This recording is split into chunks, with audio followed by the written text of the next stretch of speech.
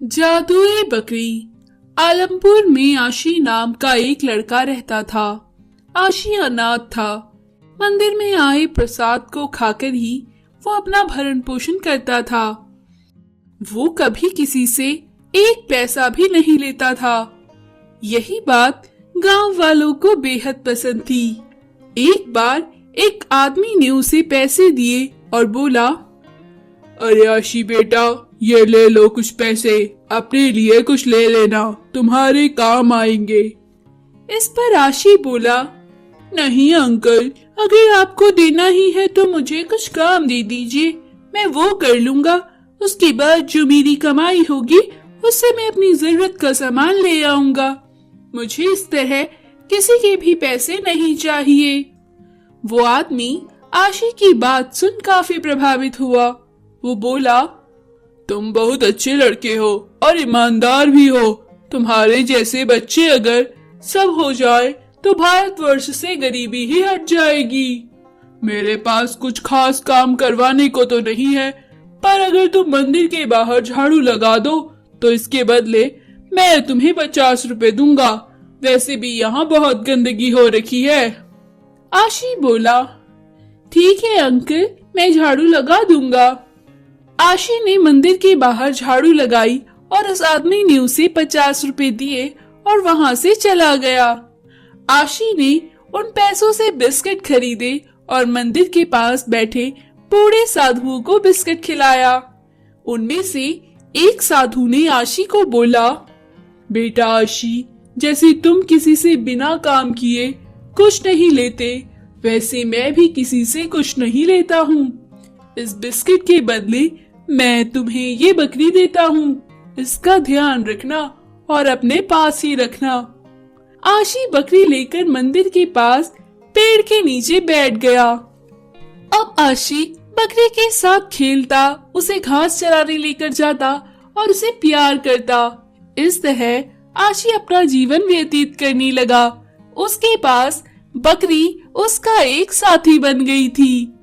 एक बार वो अपनी बकरी को एक पेड़ के नीचे बांध कर मंदिर में सेवा करने चला गया। पेड़ के ऊपर एक चुड़ैल रहती थी। बकरी को देखकर, आहा, बड़ी मजेदार बकरी है, आज मैं इसका शिकार करूंगी। अभी मैं इसे छुपा लेती हूँ। जब आशी लौटा और उसने बकरी को वहां ना पाया तो आशी खूब रोने लगा। मेरी बकरी कहाँ गई? अब मैं किसके साथ खेलूंगा? अब मैं किसके साथ खेलूंगा? मेरी बकरी कहाँ गई? हे भगवान, मेरी बकरी लौटा दो। चुड़ैल पेड़ के ऊपर से आशी को देख रही थी। उसने आशी को बकरी के लिए इतना तड़पता देखा तो उसे उस पर दया आ गई। उसने बकरी को चुपचाप पीछे से वहां पर आकर रख दिया। बकरी को देख आशी इतना खुश हुआ कि पूछो मत। उसने बकरी को गले से लगा लिया। जैसे ही आशी ने बकरी को गले से लगाया, बकरी ने एक सोने का सिक्का दिया। सोने का सिक्का देख आशी को बहुत आश्चर्य हुआ।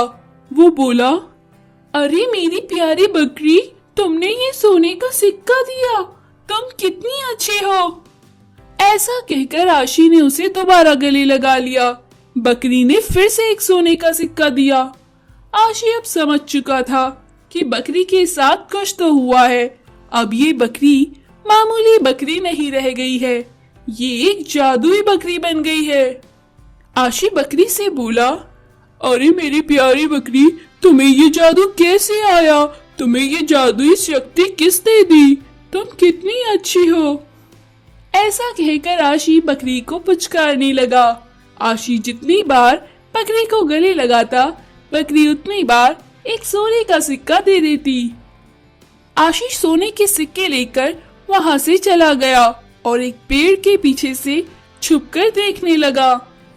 उसने देखा बकरी के पास एक चुड़ैल आई और बोली, तुम बहुत खुशनसीब हो बकरी, जो तुम्हें आशी जैसा प्यार करने वाला लड़का मिला।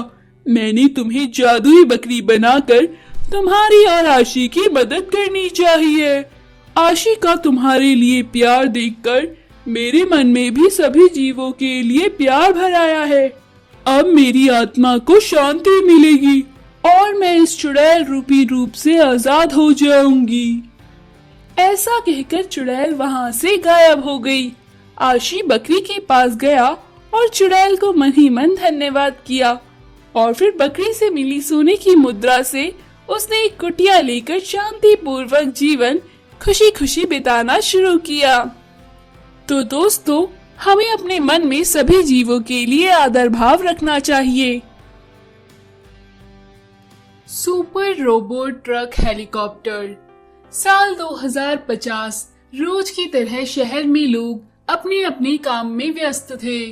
शहर से दूर एक सुनसान वीरान जगह में रात को रोबोट की फाइट करवाई जाती थी और जीतने वाले रोबोट को ढेर सारे पैसे इनाम में मिलते थे। इस फाइट में दूर दूर से लोग अपने रोबोट को साथ में लेकर आते थे और उनकी आपस में फाइट करवाते थे। उसी शहर का मनीष नाम का एक व्यापारी अपने साथ एक रोबोट को लेकर आता और फाइट में हिस्सा लेता था। एक बार मनीष का बेटा सतीश लंदन से रोबोटिक्स इंजीनियर करके वापस लौटा। मनीष को रात को रोबोट के साथ जाते देख सतीश बोला, डैड, आप इस रोबोट को लेकर कहाँ जा रहे हैं? मनीष सतीश से बोला, कहीं नहीं बेटा, बस तुम बहुत लंबा सफर करके लौटे हो, तुम आराम करो, कल तुम्हें बताऊंगा। सतीश बोला, नहीं पापा, मुझे बताओ आप कहाँ जा रहे हैं, मैं भी आपके साथ चलूंगा। सतीश मनीष से जिद करके मनीष के साथ रोबोट फाइट देखने के लिए चल दिया। सतीश और मनीष उस जगह पर पहुंचे जहां बहुत सारे लोग अपने अपने रोबोट के साथ आए हुए थे। सतीश मनीष से पूछता है, डैड, ये यहाँ क्या हो रहा है? मनीष बोलता है, बेटा, यहाँ रोबोट की फाइट होती है। सतीश बोलता है, लेकिन डैड, ये तो इलीगल है ना? मनीष बोलता है, इसलिए तो ये रात में सुनसान जगह पर होती है बेटा। मनीष अपना रोबोट को फाइट करने के लिए मैदान में उतारता है, जिसमें मनीष के रोबोट की हार होती है और उसके कई तार और फंक्शन टूट जाते हैं और वह बेकार हो जाता है। मनीष और सतीश जैसे तैसे उस रोबोट को घर लेकर आते हैं। मनीष बहुत उदास हो जाता है और सतीश से बोलता है, लगता है अब ये रोबोट किसी काम का नहीं है, अब मैं फाइट नहीं कर सकता। तुम्हारी पढ़ाई का खर्चा इसी रोबोट की फाइट के जीतने वाले पैसों से चलता था, अब सब खत्म हो गया है। ऐसा कहकर मनीष अपने कमरे में चला गया। सतीश उस रोबोट को ध्यान से देखने लगा। तभी उसे एक आइडिया आया। उसने अपने घर की पुरानी ट्रक से रोबोट बनाने का काम शुरू किया और कुछ ही दिन में ट्रक रोबोट बनकर तैयार हो गया। सतीश के पिता मनीष ट्रक रोबोट को देखकर बड़ा खुश हुए और अपने बेटे को शाबाशी दी। Well done my son, well done. उस रात मनीष और सतीश अपने ट्रक रोबोट के साथ फाइट वाली जगह पर गए और ट्रक रोबोट लगातार जीतता ही गया।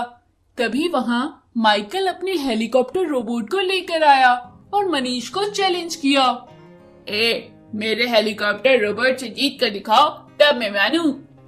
मनीष हेलीकॉप्टर रोबोट को देखकर घबरा गया और सतीश से बोला, ये तो बहुत ताकतवर है, हम लोग हार जाएंगे, चलो अब लौट चलते हैं। सतीश बोलता है, डोंट वरी डैड, आप चिंता मत करो, हम ही जीतेंगे। ट्रक रोबोट और हेलीकॉप्टर रोबोट में फाइट स्टार्ट होती है। दोनों रोबोट लड़े जा रहे थे, कोई भी हारने का नाम नहीं ले रहा था। तभी मनीष अपने ट्रक रोबोट को स्टैचू की तरह खड़ा कर देता है और फिर helicopter robot back to back truck robot पर हमला करता रहता है।